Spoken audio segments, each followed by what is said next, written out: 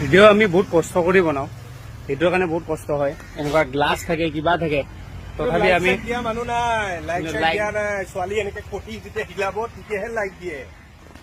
ছোৱালী যদি কটি হিলাই কিন্তু লাইক আহিব। কিন্তু আমি যে এই গৰমত ইমান কষ্ট কৰি ইয়াক সৰু ছোৱালীটোক লৈ আহিছো, চব আমি ভিডিঅ' বনাওঁ, কিন্তু আপোনালোকে লাইক নিদিয়ে, কমেণ্ট নিদিয়ে।